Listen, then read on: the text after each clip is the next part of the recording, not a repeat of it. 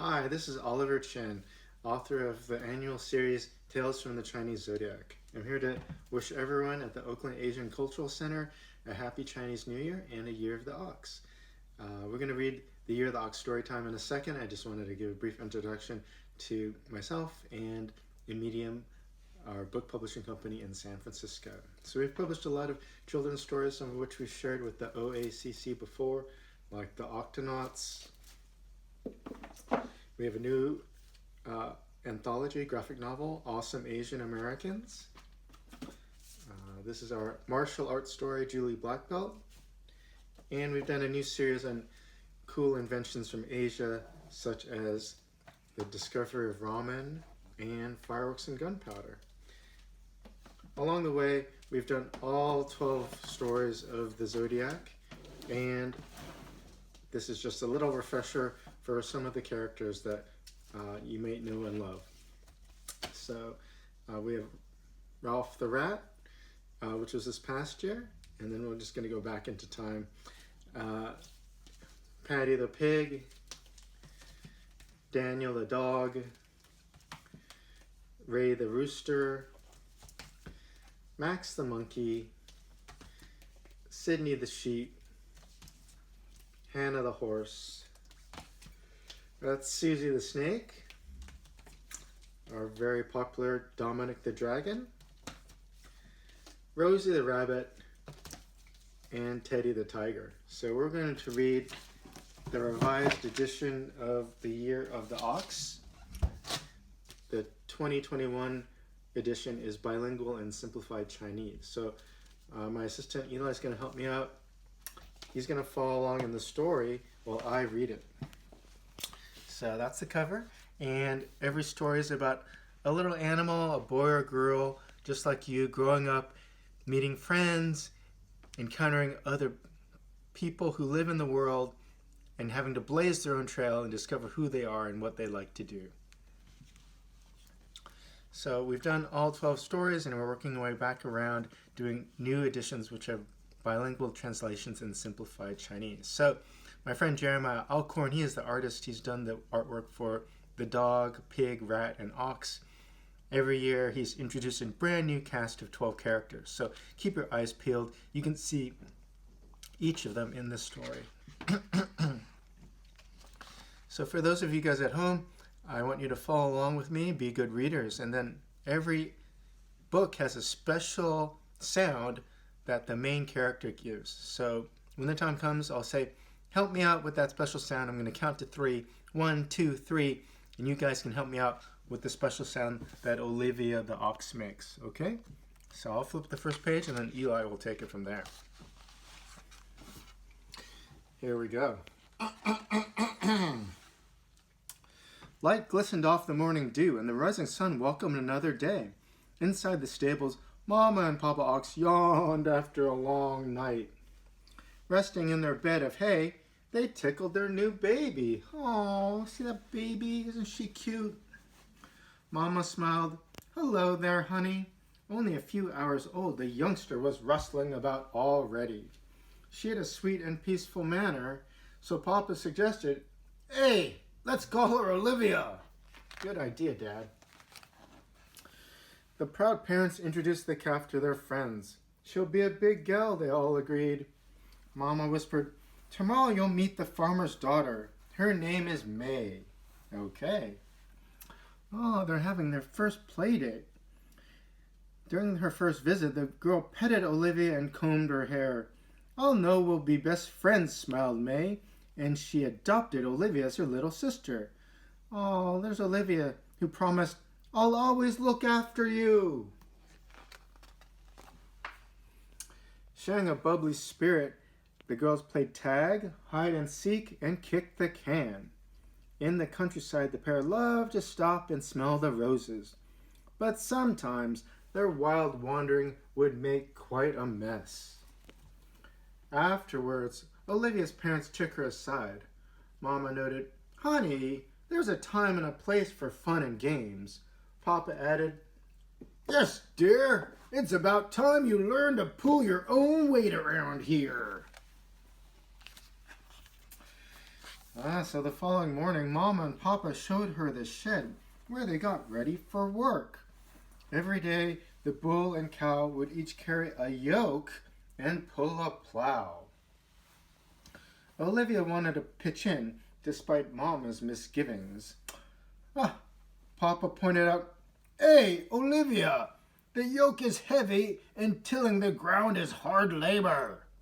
Olivia boasted, "I'm a big girl now and I can handle it by myself."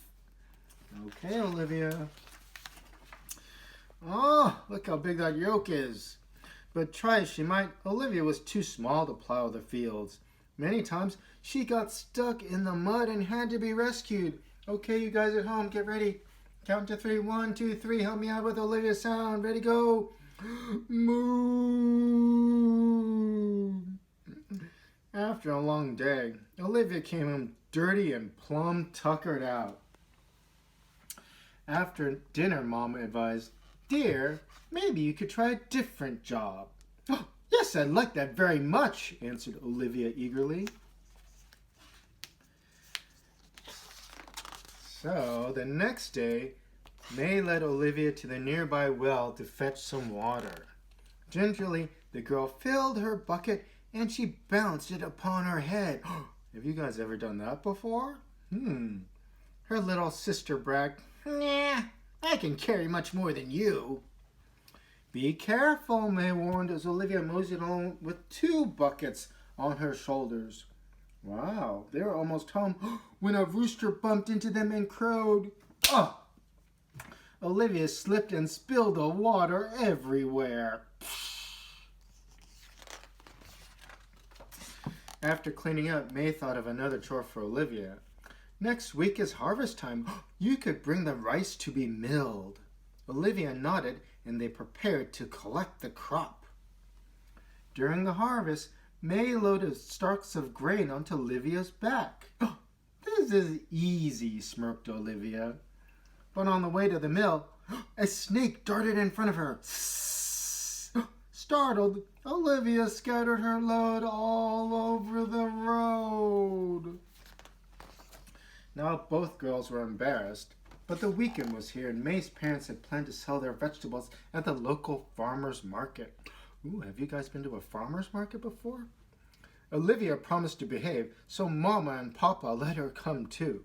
Yay! The town square bustled with buying and selling, and May's parents displayed their bounty. Look at all those yummy fruits and vegetables. Olivia marveled at all the sights, sound, and smells. Meeting a friendly rat, she followed it to a stall close by. Suddenly, a yell rang out. "Eek!" Soon a crowd had gathered to watch Olivia eat someone's fruit. I don't think she paid for that. Neighbors wagged their hooves, Papa shook his horns, and May hurried to drag her pal away.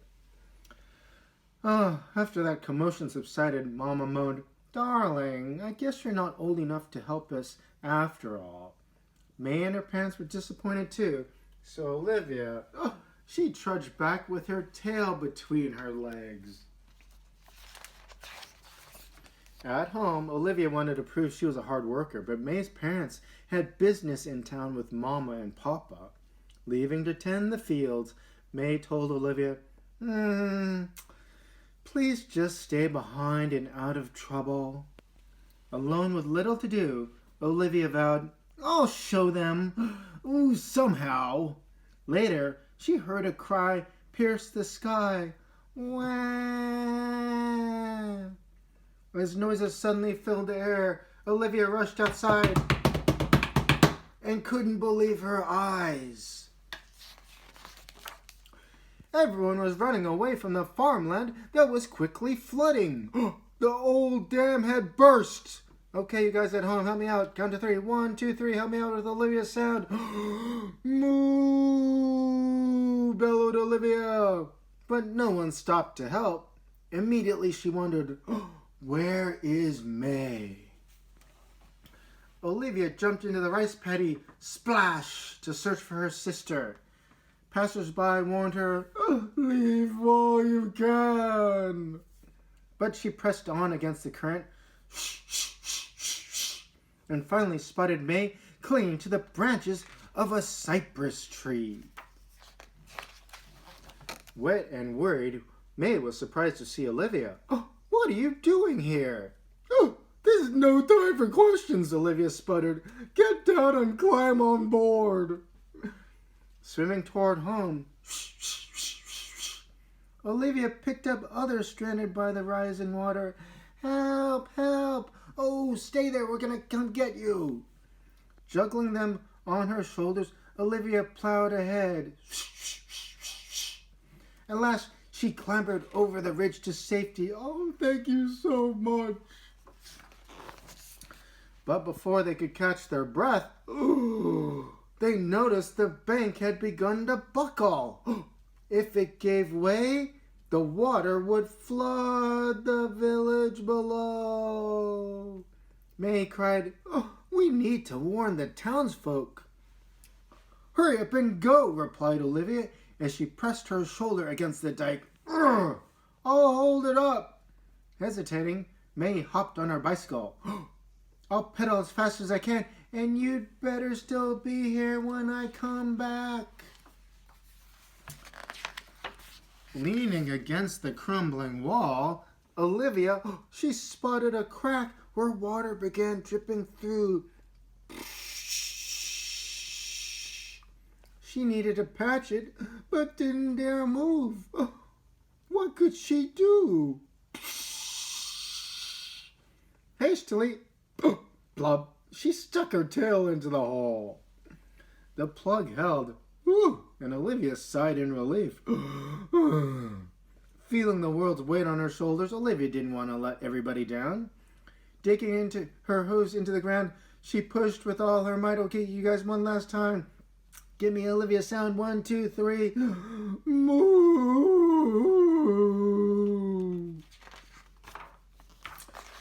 Time crawled by.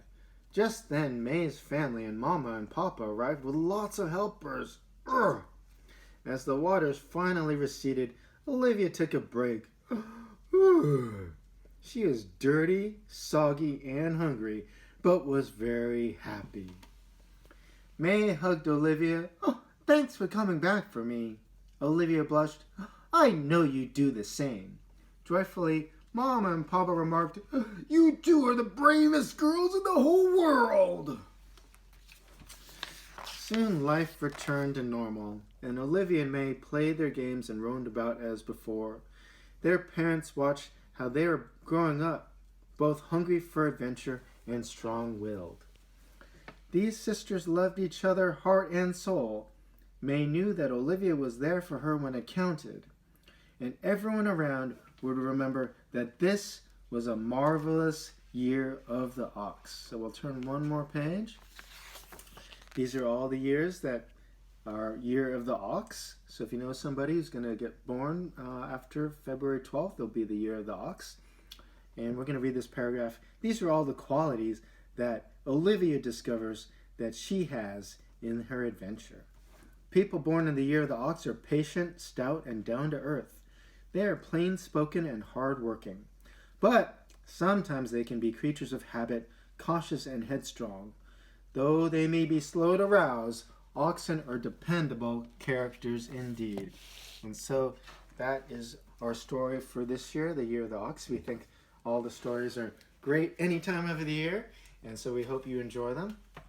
We're going to wish you Gung Hei Fat Choi, Happy Chinese New Year. We're going to recommend you take your vitamin C. Remember to put those oranges out there on the table. They're a symbol of good luck because they remind people of gold. And remember, your parents definitely owe you lucky red envelope, LIC or Hongbao. This is for Eli later for his hard work. It's his college tuition in here. So, I always remember to bring my special case. What else do I have in here for you guys? Super special stuff. Okay, what else we have? Little LIC for my son Lucas. What else do we have here? We have Susie the snake. Psst. We got Daniel the dog Forget about that other thing on this other eye. We're no free advertising here. Oh, who do we have here? Oh, Patty the pig. Hello. And who's this? Oh, I remember from last year. Oh, it's Ralph and his mom. Hello, how's it going? And we got one more guest. Oh, we got Olivia here. Special Chinese New Year edition with gold hooves. Oh, all right, so we're going to say again, Happy New Year to the OACC. And we look forward to seeing you again, hopefully soon in person, but if not, with another fantastic story time. So Happy New Year. Thank you.